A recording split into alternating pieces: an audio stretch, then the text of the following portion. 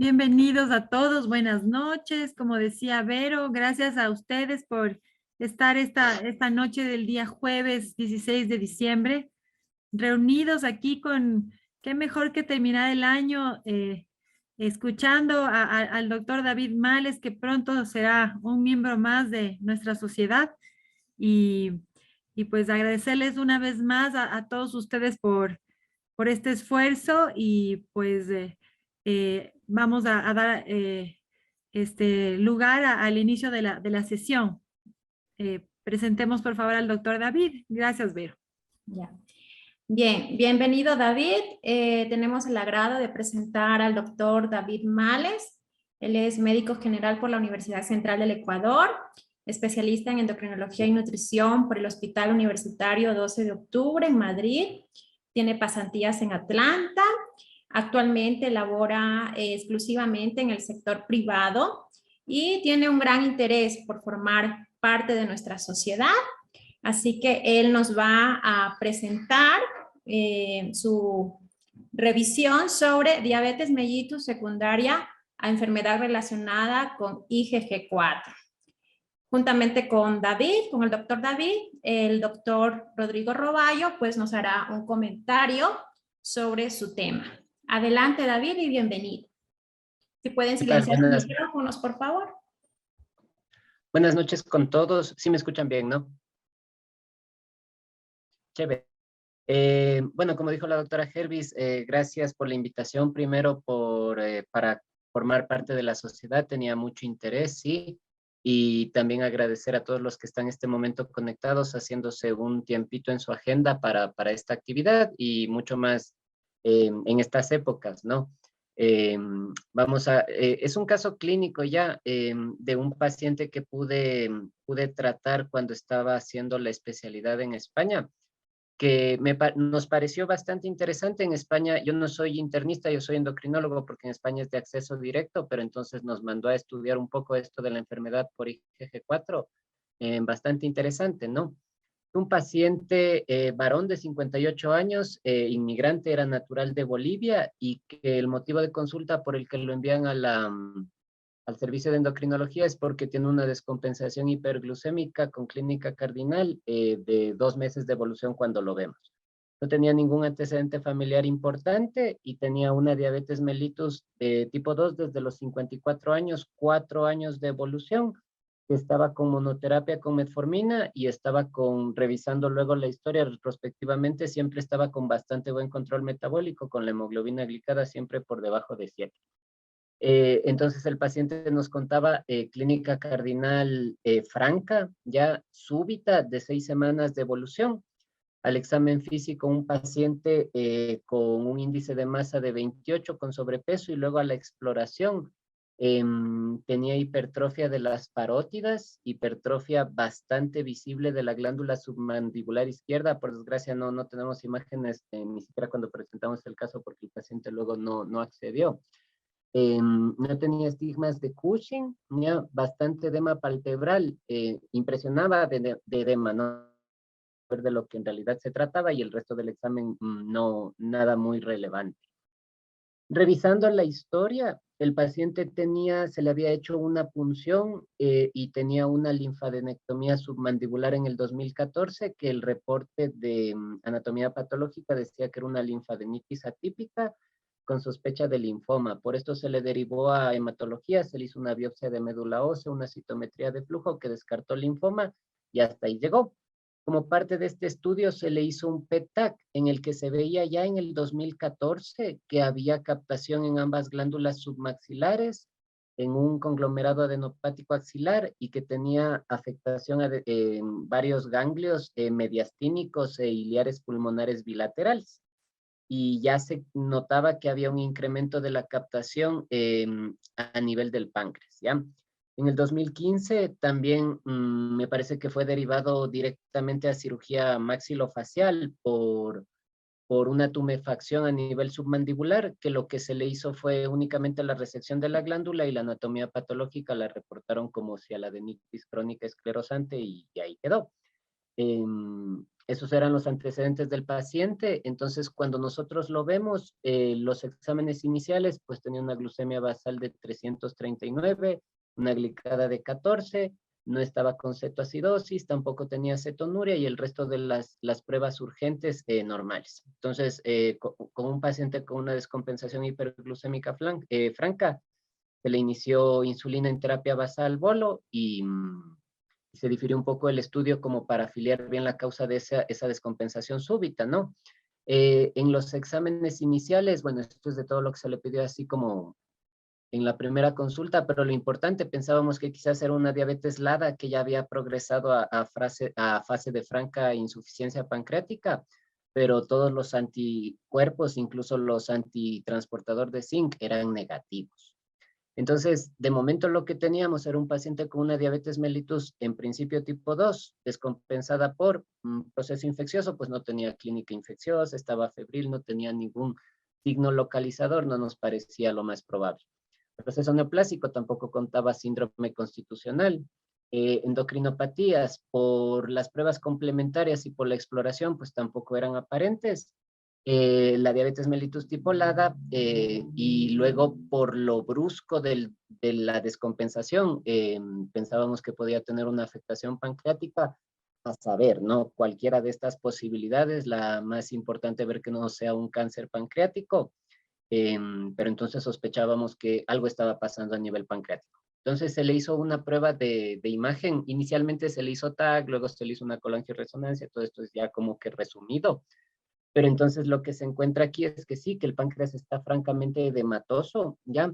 Pero en este esquema, que esto es lo que nos ayudaron cuando presentamos este caso los compañeros de radiología, este paciente tenía afectada la cabeza del páncreas, ¿ya? Pero tenía indemne el conducto biliar, entonces por eso es que no estaba ictérico, ¿ya? El paciente estaba con bastante afectación pancreática, pero justo estaba respetado este segmento. Entonces el conducto biliar estaba permeable y por eso el paciente no estaba ictérico, a pesar de que por la localización hubiera sido lo esperable, ¿sí? Y también se ve la afectación de todo lo que es el cuerpo y cola pancreática, que se nota francamente edematoso de entrada, ¿no? Luego en el PET-TAC, este es el del 2014, en el que se ve, todo esto es captación fisiológica a nivel intestinal, pero lo que hablábamos, ¿no? La captación submandibular, mediastínica y el conglomerado axilar. Y luego en comparación a 3 años después, se ve que la captación axilar, mediastínica y submandibular persiste, pero se nota un marcado incremento de la captación a nivel pancreático.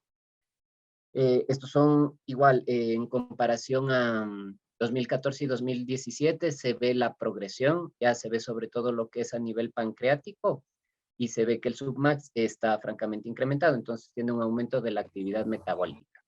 Entonces, este paciente, retrospectivamente, porque no estaba afiliado hasta cuando nosotros lo vimos, tenía esta historia de resección de varias glándulas, ya que únicamente crecían, se las extirpaban y ahí quedaba. Se revisó la pieza de anatomía patológica de la glándula submandibular y entonces ya volvieron a revisarla y entonces este diagnóstico de cialoadenitis esclerosante crónica, en base a los datos, porque este es un paciente del 2017, en base a lo que ya se sabía en ese momento, porque esto es muy reciente, se vio que tenía un patrón estoriforme y una relación IgG4-IgG mayor del 80%, ¿ya? Con eso, ya, porque en realidad, si este paciente no se le hubiera hecho la resección de la glándula, estábamos igual de perdidos, pero como sabíamos que algo tuvo a ese nivel, por ahí fuimos, ya, y entonces se le midieron las inmunoglobulinas séricas y se ve que tiene de las totales un marcado incremento de la IgG y luego de las subclases tiene la IgG4 sobre todo, es la que está incrementada francamente, ¿no?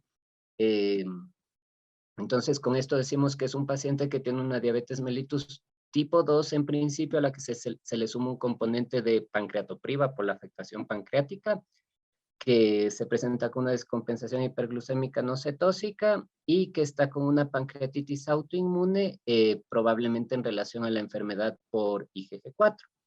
Entonces, la enfermedad por IgG4, este médico Umehara, ya casi todo lo que se sabe de la enfermedad de IgG4 está estudiado en Japón, una enfermedad que tiene un predominio, una distribución geográfica particular. La inmensa mayoría de pacientes son asiáticos, son japoneses, por eso la mayor parte de la literatura proviene de ahí. Y por eso llamaba la atención el paciente. Es boliviano y tenía enfermedad relacionada a IgG4. Este médico en el artículo, bueno, de hecho es un libro que salió en el 2003 en el que consolidaban todo lo que se sabía hasta ese momento.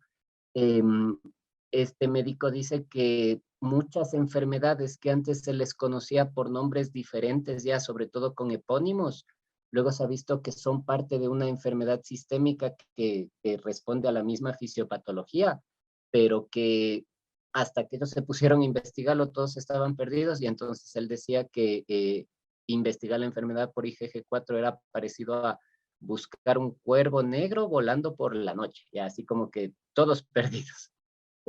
Ya la IgG4, la enfermedad relacionada a IgG4, enfermedad sistémica, multiorgánica, vamos a ver el esquema de todos los sitios que puede afectar, inmunomediada. Ya desde 2003 empieza a sonar ya como la enfermedad que está subyacente a muchos procesos, sobre todo la pancreatitis autoinmune.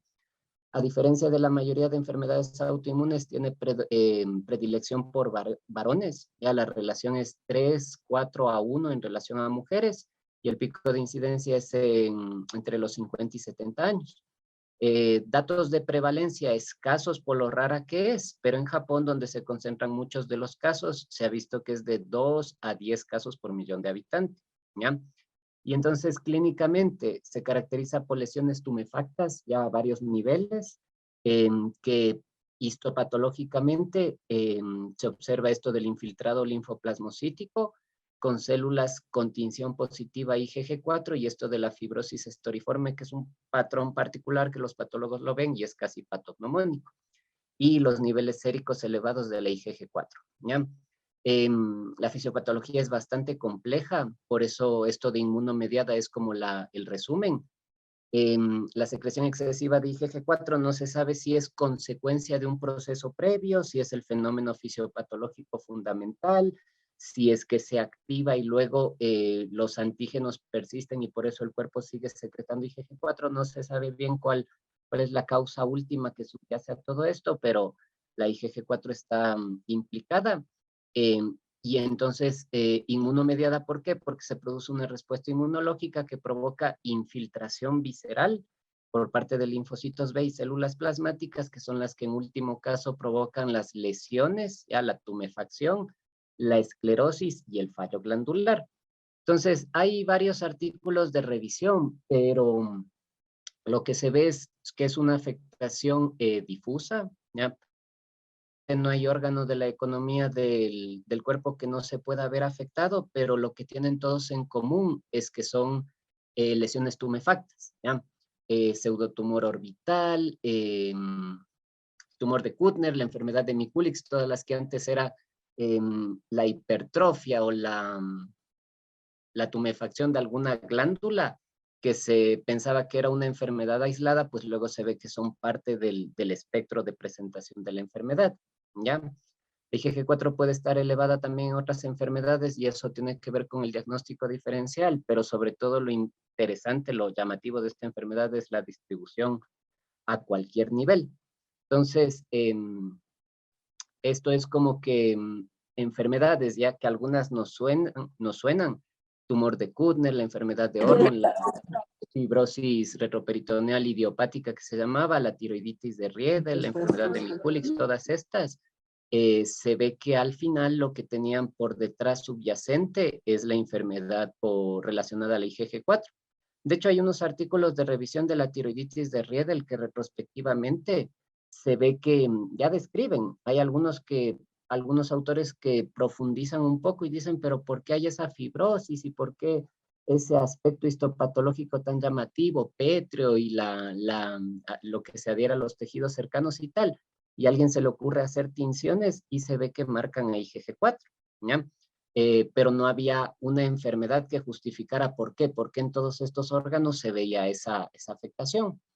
Los sitios más comunes de afectación, sobre todo el páncreas, por eso es que se empezó a describir esto en los pacientes con pancreatitis autoinmune, y luego se vio que hay pancreatitis autoinmune tipo 1 y tipo 2, es el sitio de afectación predilecto, pero luego puede ser prácticamente a todos los niveles del organismo, ¿sí? Este es el principal. Y no se sabe si es coincidencia, también depende de la evolución temporal, pero cuando hay afectación pancreática, pues 40%, casi la mitad de los pacientes tienen diagnóstico previo, como el nuestro, o se les diagnostica una diabetes mellitus como parte de la evolución de la enfermedad.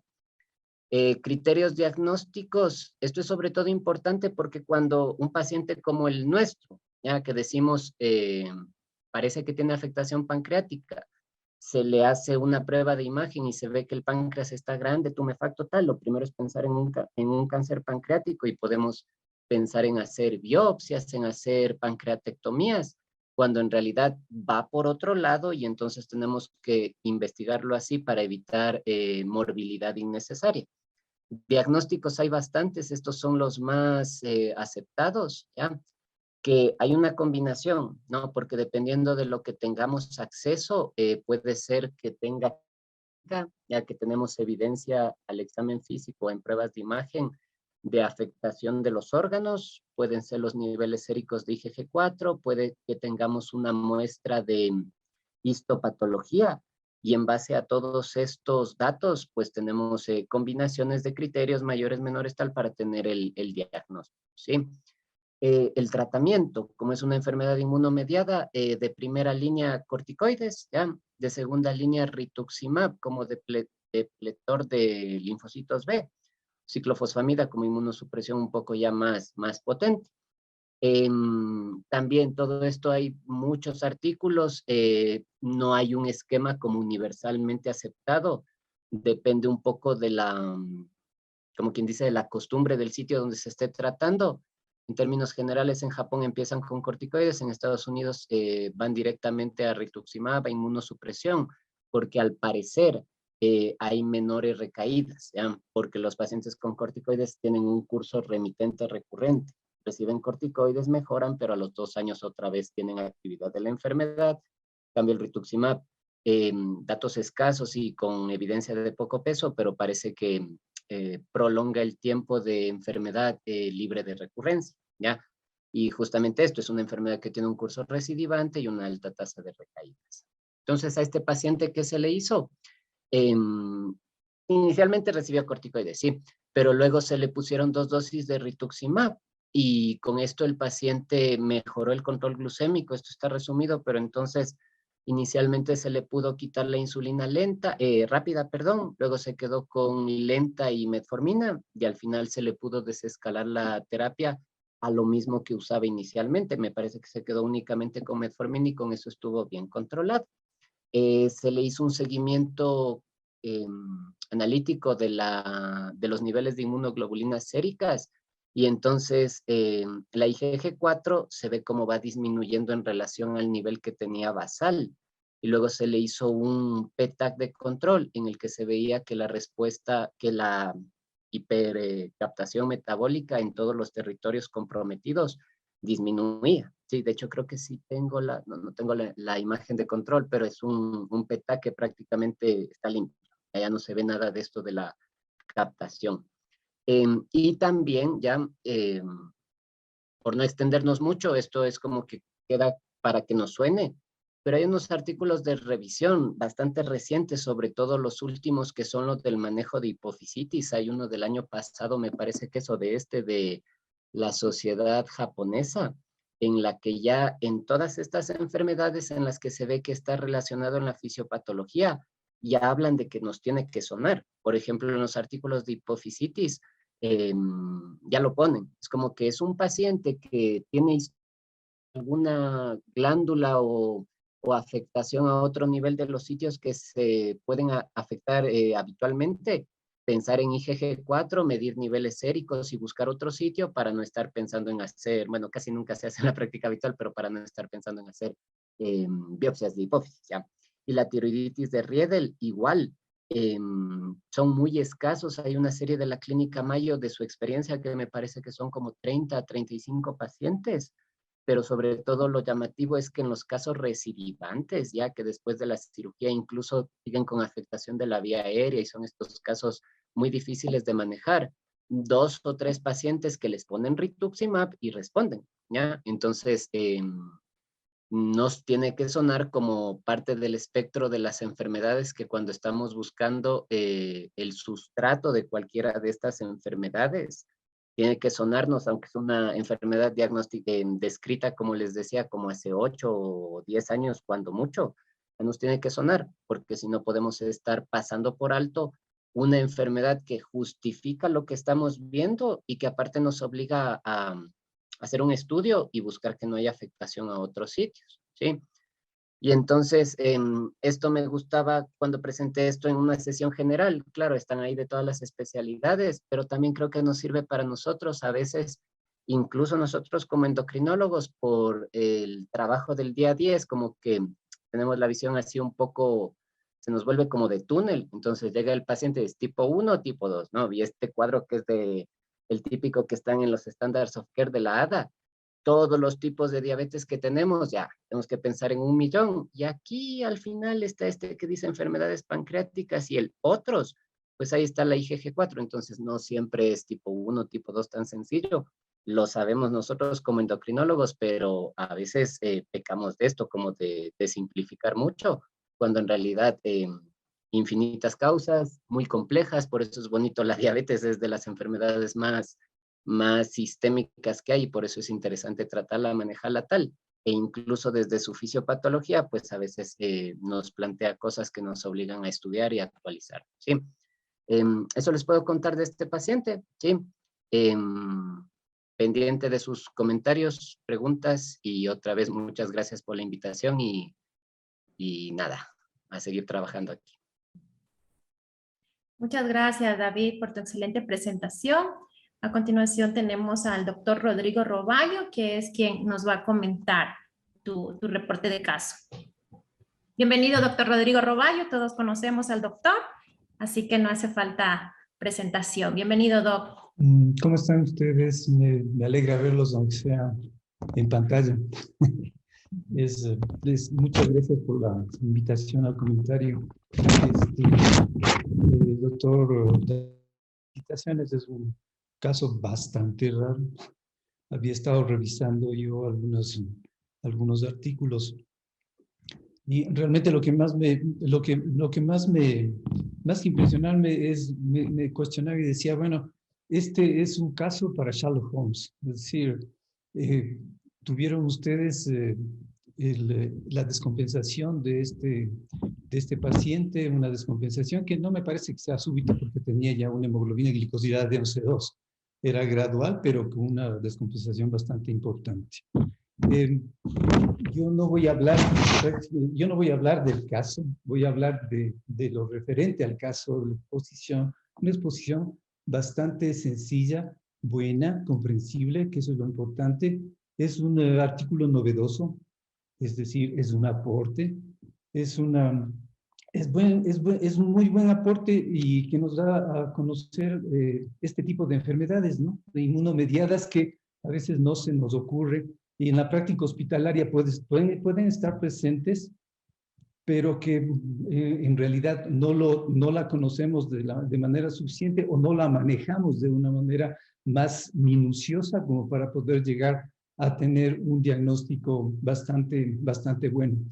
Pienso que una de las cosas más importantes a las que les llevó al equipo donde tú estabas, doctor Males, son los antecedentes del paciente, ¿no? Y la búsqueda de todos esos hallazgos que, bueno, de una buena manera habían sido guardadas, ¿no? Diagnosticado en el 2014 de esa diabetes y posteriormente la aparición de todos esos procesos que una vez que se ve retrospectivamente tenían su buena concatenación.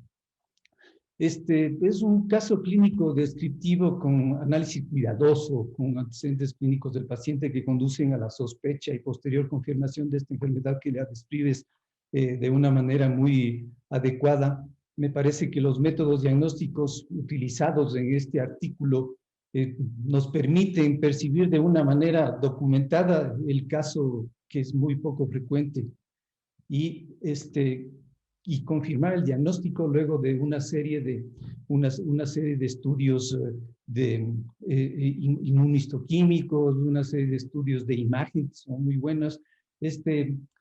Bueno, yo no sé si este artículo ya fue publicado, a mí me hicieron llegar el artículo en prensa. Está bien documentado con imágenes bastante buenas que nos permiten visualizar este problema. Lo que a mí me pareció que deberías acentuar es en la discusión y en las conclusiones. La discusión tiene que ser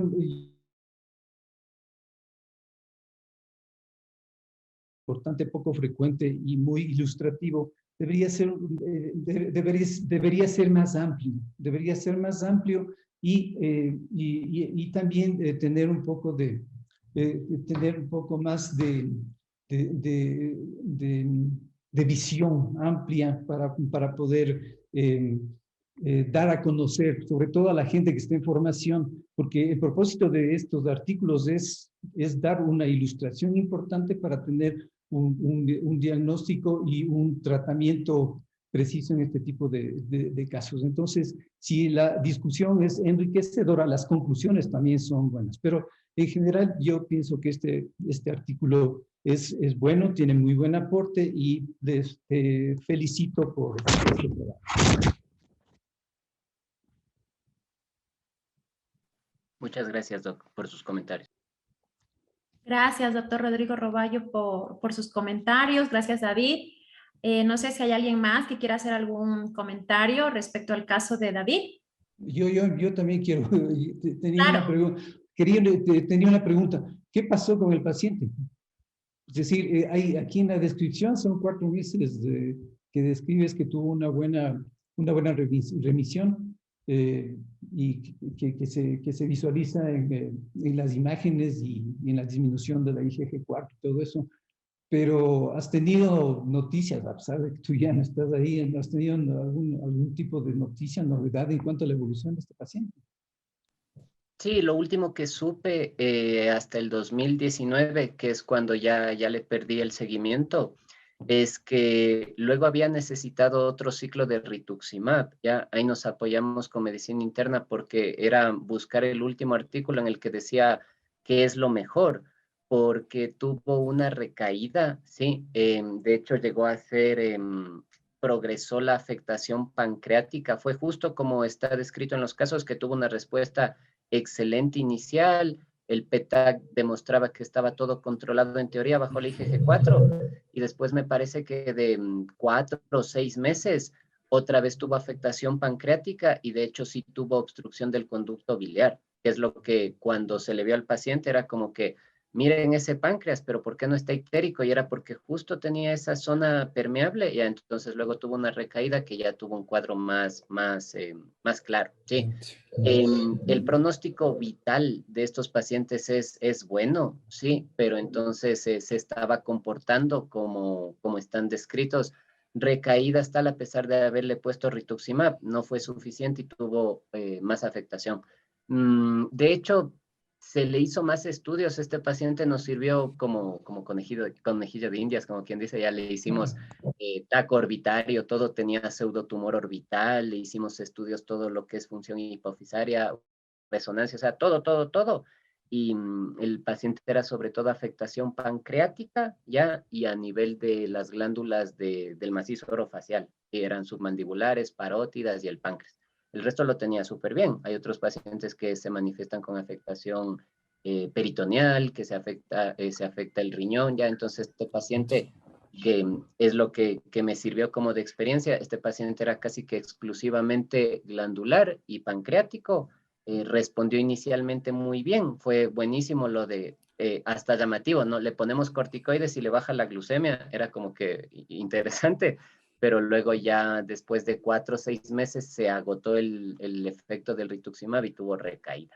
Pero hasta cuando yo supe, bien, controlado con medicación, pero curado no, difícil. O sea, este paciente es crónicamente infusiones de rituximab, corticoides y PNL controlada la inflamación inmunomediata.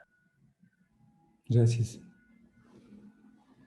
Gracias. ¿Alguien más que quiera hacer alguna aportación, alguna pregunta? ¿No?